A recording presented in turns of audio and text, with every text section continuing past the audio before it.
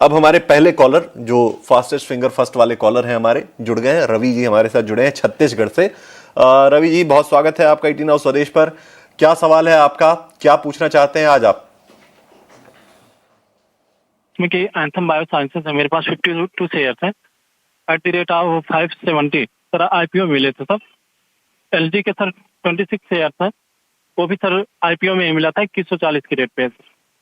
और sir Bharat coking Coles के sir मेरे पास 1200 शेयर्स हैं, वो 23 रुपए के शेयर 23 रुपए के रेट पे है। और सर आईसीआईसीआई प्रूडेंशियल एएमसी के सर 12 शेयर्स हैं, वो भी 2165 सर, सब आईपीओ वाले हैं। मैं सर 2 से 3 साल के लिए पीओ जानना चाहता हूँ सर। सारे आईपीओ वाले इन्वेस्टमेंट्स हैं और 4 शेयर इन्होंने बताए। हम एक एक करके जो है वो सारे शेयरों पर राय लेते हैं। आईपीओ की प्राइसिंग है इनकी। एंथम बायोसाइंसेस से शुरुआत करते हैं। लक्ष्मीकांत जी, एंथम बायोसाइंसेस इनके पास है 570 के भाव पे इन्होंने खरीदे हैं, आईपीओ में इनको मिले हैं और 52 शेयर है इनके पास, एक लॉट है बेसिकली। 629 पर इस वक्त शेयर जो है वो चल रहा है। अब देखिए, अगर परफॉर्मेंस देखें तो पिछले 1-2 महीने में 7-8% का नेगेटिव रिटर्न ही दिया है इस कंपनी ने। गिरावट दिख रही है, क्या करना चाहिए इनको, क्या सलाह होगी एंथम बायोसाइंसेस पे? फिर एक एक करके इनके बाकी शेयर्स पर भी हम आपसे सलाह लेंगे। देखिए, गिरावट तो अभी फिलहाल पूरे मार्केट में दिख रही है। हालांकि इस शेयर की अगर बात करें तो एक स्विंग लो के ऊपर फिलहाल ट्रेड करता हुआ दिखाई दे रहा है, बट मेजर रिकवरी आने में थोड़ा सा टाइम लग सकता है। बट जैसा कि उन्होंने बताया, इनका जो निवेश का जो टाइम है वो काफी लंबा है। तो मुझे लगता है कि एंथम बायोसाइंस को ये होल्ड कर सकते हैं। जो अब नेक्स्ट सपोर्ट जो खास तौर से देखने को मिल रहा है वो 580 590 का है। और मुझे लगता है कि अगर इसको होल्ड करते हैं, क्योंकि मार्केट इतना गिरा है पर ये स्टॉक्स ने अपने अभी प्रीवियस स्विंग लो के ऊपर ही ट्रेड कर रहा है, तो रिलेटिवली ये स्टॉक में एक स्ट्रेंथ तो देखने को मिल रहा है। हालांकि आज के सेशन में 2.4% डाउन भी है, बट ओवरऑल जो सेंटीमेंट है, मुझे लगता है कि अगर स्टेबिलिटी इस स्टॉक में मिलती है तो पॉजिटिव ही देखने को मिल सकता है। तो मुझे लगता है कि 580 के स्टॉप लॉस के साथ इनको होल्ड करने की सलाह रहेगी। और ये ब्रेक थ्रू का इंतजार कर सकते हैं, जो कि मिलने के चांसेस हैं जब ये स्टॉक अपने प्रीवियस स्विंग हाई के ऊपर ट्रेड करना स्टार्ट करेगा। वो भी फिलहाल आते हुए दिखाई दे रहे हैं 680 के ऊपर निकलता है तो फिर एक फ्रेश बाइंग मोमेंटम इस स्टॉक में ट्रिगर हो सकता है, जो कि इसको 750 780 तक भी पहुंचा सकता है। तो अभी फिलहाल के लिए तो 580 के स्टॉप लॉस के साथ इनको होल्ड करने की सलाह रहेगी। बिल्कुल, तो ये सलाह जो है वो 580 के स्टॉप लॉस के साथ आप इसको होल्ड कीजिए और जब एक जो फ्रेश जो है वो तेजी देखने को मिलेगी तो आपको अच्छे खासे रिटर्न भी देखने को मिल सकते हैं। लक्ष्मीकांत जी ने जो लेवल्स बताए, खासकर 580 के स्टॉप लॉस का जो लेवल उन्होंने बताया, वो निश्चित तौर पे आप नोट करके रखिए, उस पर ध्यान रखिए। चलिए, 2 और शेयर इनके पास हैं। आईसीआईसी प्रूडेंशियल, इन्होंने आईपीओ में ही मिले हैं इनको, 2165 के भाव पे 12 शेयर है इनके पास। और एलजी इलेक्ट्रॉनिक्स, ये भी आईपीओ में ही मिले इनको, 1140 के भाव पे 26 शेयर है इनके पास। इन दोनों कंपनियों पे क्या राय होगी आपकी रवि लक्ष्मीकांत जी? देखिए, आईसीआईसीआई प्रूडेंशियल की अगर बात करें तो यहाँ पर भी ये स्टॉक अपने प्रीवियस स्विंग लो के आसपास ट्रेड करता हुआ दिखाई दे रहा है, जो कि अभी 525 के आसपास है। तो अगर 525 के लेवल्स अगर टूटते हैं तो हमें यहाँ पर फर्दर गिरावट देखने को मिल सकती है। नेक्स्ट साइकोलॉजिकल सपोर्ट हम 500 का बोल सकते हैं यहाँ पर। बट मुझे नहीं लगता है कि 500 के लेवल्स को तोड़ेगा। मुझे लगता है कि वहां से फिर कुछ स्टेबिलिटी आईसीआईसीआई प्रूडेंशियल में देखने को मिल सकती है।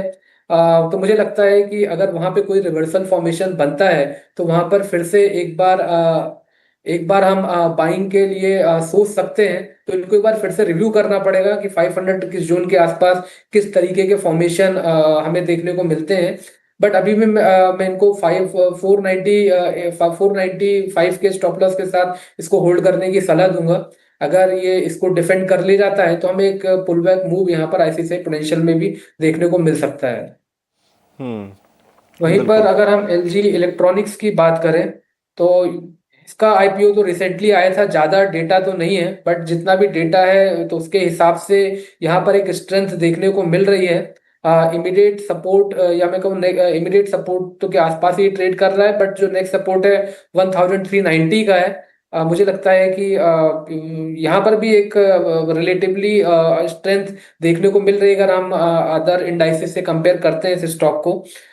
तो यहाँ पर भी इनको होल्ड करने की सलाह रहेगी। स्टॉप लॉस मैं सजेस्ट करूंगा 1390 का। और उस स्टॉप लॉस के साथ होल्ड कर सकते हैं। मेजर ब्रेक थ्रू स्टॉक में आने की उम्मीद है जब ये स्टॉक अपने प्रीवियस जो मूविंग एवरेजेस हैं जो भी फिलहाल देखने को मिल रहे हैं 1570 1600 जोन के आसपास, तो अगर उसके ऊपर ये ट्रेड करना स्टार्ट करेगा तो एक अच्छा खासा ब्रेक थ्रू देखने को मिल सकता है। उसके बाद यहाँ पे फ्रेश बाइंग मोमेंटम भी देखने को मिलेगा एलजी इलेक्ट्रॉनिक्स में। बिल्कुल। तो ये तमाम 3 शेयर जो हैं वो उस पर राय रवि जी को मिलती हुई लक्ष्मीकांत जी की तरफ से, और आपको एकदम क्लियर स्टॉप लॉसेस और जो टारगेट्स हैं वो दे दिए गए हैं। आप उसे नोट डाउन कर लीजिए और उसके हिसाब से ही अपने ट्रेड कीजिए। चलिए, अब एक और कॉलर हमारे साथ जुड़ गए हैं। मुकेश जी हमारे साथ जुड़े हैं नोएडा से। मुकेश जी, गुड आफ्टरनून, बहुत स्वागत है आपका ईटी नाउ स्वदेश पर। क्या सवाल है आपके पास, कौन से शेयर पर आप पूछना चाहते हैं सवाल आज? सर मेरे पास मोतीलाल ओसवाल फाइनेंस के 100 शेयर हैं 675 के रेट पर, और उसमें मुझे क्या करना है सर? इन्वेस्टमेंट पर्पज से लिया था। ठीक है, 672 के भाव पे इन्होंने खरीदे हैं 100 शेयर, और इस वक्त जो है वो शेयर चूंकि नीचे है, आज तमाम मार्केट प्लेटफॉर्म के शेयर नीचे हैं, आज जो है वो दबाव देखने को मिल रहा है और इनको करीब 4000 के आसपास का नुकसान हो रहा है। लक्ष्मीकांत जी, क्या राय है मोतीलाल ओसवाल फाइनेंशियल सर्विसेज के ऊपर? 672 पे इन्होंने खरीदा है और जो मौजूदा भाव चल रहे हैं वो इनके चल रहे हैं इस वक्त 630 के आसपास, 632-33 के भाव चल रहे हैं। क्या सलाह आपकी होगी? कि ओवरऑल एक राउंडिंग टॉप का फॉर्मेशन बनता हुआ दिखाई दे रहा है मंथली चार्ट्स पर मोतीलाल ओसवाल पर, तो वो भी यही सजेस्ट करता है कि ये जो करेक्शन है वो थोड़ा सा बढ़ सकता है। अगर 600 के नीचे की गिरावट होती है, अगर ये स्टॉक 600 रुपीज के नीचे फिसलता है, तो मुझे लगता है कि वहां से फर्दर सेलिंग प्रेशर यहाँ पर देखने को मिलेगा। आज के सेशंस में ऑलरेडी स्टॉक ने एक कंसोलिडेशन ब्रेकडाउन 660 के नीचे दिया है, और इसलिए यहाँ पर एक अच्छा खासा सेलिंग प्रेशर देखने को मिल रहा है। तो मुझे लगता है अगर 600 के नीचे ही फिसलता है तो वहां से हमें 520 के भी लेवल्स देखने को मिल सकते हैं। तो अभी फिलहाल यहाँ पर जो सेंटिमेंट है वो नेगेटिव ही देखने को मिल रहे हैं। बिल्कुल। तो मोतीलाल ओसवाल के ऊपर ये राय आपको मिलती हुई मुकेश जी, आप ध्यान रखिए जो भी चीजें बताई जा रही हैं इस मार्केट में स्ट्रिक्टली उसे फॉलो कीजिए, क्योंकि इस वक्त मार्केट बहुत ही चॉपी है। इस वक्त पता नहीं है आपको कि किस डायरेक्शन में कब मार्केट जाएगा, कितनी गिरावट आएगी। तो इस वक्त टेक्निकल लेवल्स काफी अहम है, इसलिए हम हमारे तमाम व्यूअर्स को हेल्प कर रहे हैं हमारे टेक्निकल गेस्ट के थ्रू, कि उनको बता रहे हैं कि कौन से लेवल्स अहम हैं जिन्हें ट्रैक करना चाहिए, और उसके हिसाब से अपने पोर्टफोलियो को या फिर अपने ट्रेड को इनिशिएट कीजिए, अपने ट्रेड को रखिए। चलिए, एक छोटे से ब्रेक के लिए हम यहाँ रुकेंगे, क्योंकि तमाम कॉलर्स हमारे साथ लगातार जुड़ने की कोशिश कर रहे हैं। तो आप अपने आगे बढ़ते हैं। और एक हमारे पास सवाल आया है यूट्यूब से, रोहित का सवाल आया है। रोहित ने चेन्नई से सवाल भेजा है। एचसीएल टेक के ऊपर 1310 के भाव पे इनके पास शेयर हैं, 10 शेयर इनके पास हैं। शेयर्स की क्वांटिटी भले ही ज्यादा नहीं है, लेकिन एचसीएल टेक जो इन्वेस्टर्स हैं, जो हमारे व्यूअर्स हैं, वो एचसीएल टेक में इन्वेस्टेड होंगे और वो निश्चित तौर पे पूछना चाहते होंगे कि आईटी में इस बड़ी गिरावट के बाद अब क्या करना चाहिए। तो एचसीएल टेक काफी अहम होगा उस लिहाज से। 1310 पे इन्होंने खरीदा है, 1352-53 के भाव भी देखने को मिल रहे हैं। यानी आज जो है देखिए इकलौता शेयर है निफ्टी में, इनफैक्ट 2 शेयर हैं एचसीएल टेक और टेक महिंद्रा जो चढ़े हुए हैं, और उनमें एक है ये।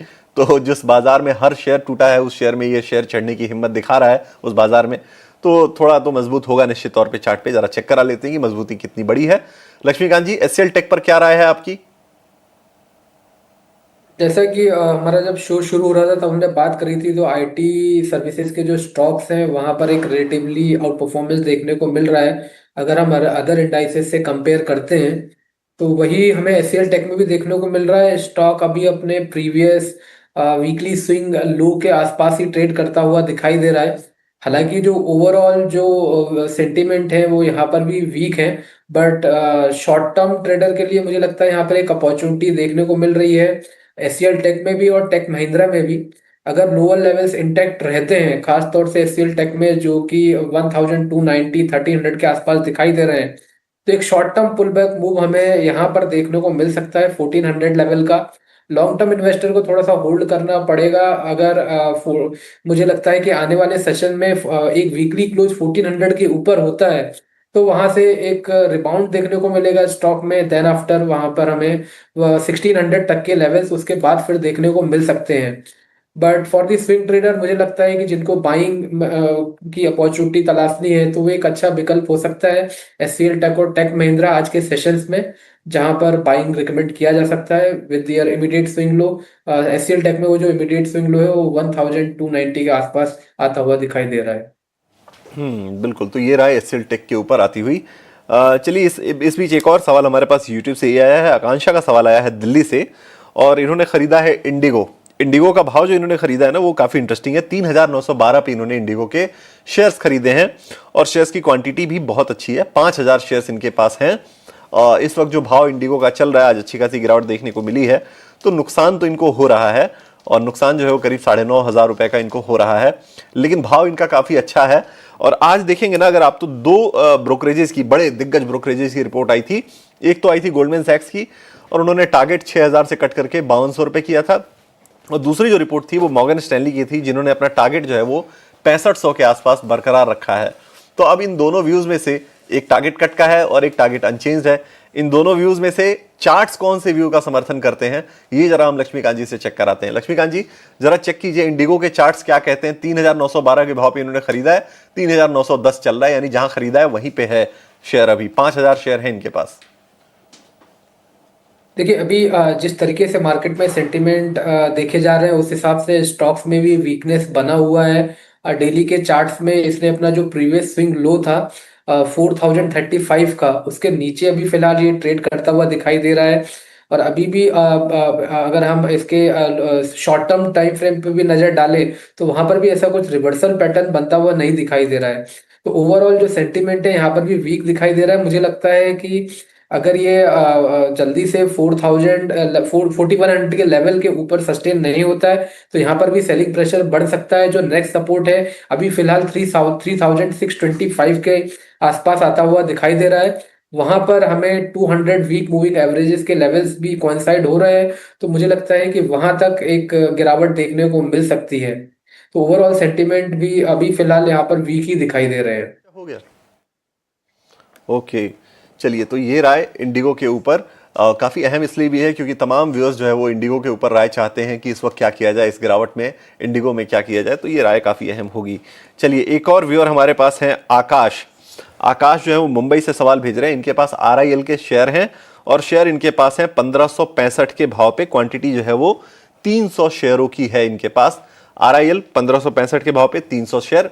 और इस वक्त जो अगर आप देखेंगे तो RIL के भाव जो है वो इनके निश्चित तौर पे इनकी खरीदारी के भाव से काफी नीचे आ चुके हैं। आप रिलायंस इंडस्ट्रीज का चार्ट लाइए स्क्रीन पर, तो आपको अंदाजा लगेगा कि 1400 रुपए के आसपास भाव आ चुके हैं। इस वक्त 1399 का भाव देखने को मिलेगा। देखिए, लॉस इनको करीब करीब 50,000 के आसपास का हो गया है। क्या करना चाहिए लक्ष्मीकांत जी? RIL वैसे तो दिग्गज कंपनी है, लेकिन गिरावट दिखा रही है। जब से ये क्राइसिस शुरू हुआ है क्रूड को लेकर, तब ज्यादा असर इस पे पड़ा है। ये गिरावट लगातार दिखा रही है। देखिए फिलहाल ये एक रेंज बाउंड ट्रेड के साथ मतलब बैंड में ट्रेड करता हुआ दिखाई दे रहा है स्टॉक। अपर साइड के जो रेजिस्टेंस है वो दिखाई दे रहे हैं 1,470 से लेकर 1,500 जोन के आसपास, और जो सपोर्ट है वो भी फिलहाल आता हुआ दिखाई दे रहा है 1,300 के आसपास। तो काफी लंबे समय से ये जो स्टॉक है 1,500 से लेकर 1,300 के बैंड में ही ट्रेड कर रहा है। बट जिस तरीके से हमें अदर स्टॉक्स और सेक्टर में वीकनेस देखने को मिल रही है, अभी फिलहाल ऐसी वीकनेस हमें रिलायंस में देखने को नहीं मिल रही है। अगर इनका थोड़ा लंबा अवधि का नजरिया है और ये स्विंग के हिसाब से ट्रेड नहीं कर रहे, स्विंग ट्रेड के हिसाब से, तो यहाँ पर मुझे इनको होल्ड रखने की सलाह रहेगी। जब तक स्टॉक 1,300 के ऊपर, रिलायंस 1,300 लेवल के ऊपर सस्टेन करता है, तब तक हम मेजर रिकवरी की उम्मीद कर सकते हैं। और अगर हमें 1,500 के ब्रेकआउट के आने वाले समय अगर ये 1,500 के लेवल्स को तोड़ता है, फिर यहाँ पर हमें अच्छे खासे बुलिश मोमेंटम देखने को मिलेंगे। उस दौरान स्टॉक फिर 1,620 1,650 तक का पहुंचने तक का पोटेंशियल रखता है। बट उसके लिए हमें देखना होगा कि 1,300 के लेवल्स के ऊपर इसके जो प्राइजेस है वो ट्रेड करते रहने चाहिए। देन आफ्टर हम इस ब्रेकआउट का एक्सपेक्टेशन रख सकते हैं। बिल्कुल, तो ये राय आपको आती हुई RIL के ऊपर। लक्ष्मीकांत जी, इसी के साथ बहुत शुक्रिया, आज आपने समय निकाला और तमाम शेयरों पर, सेक्टर्स पर और मार्केट पर अपनी राय दी। बहुत शुक्रिया इसके लिए।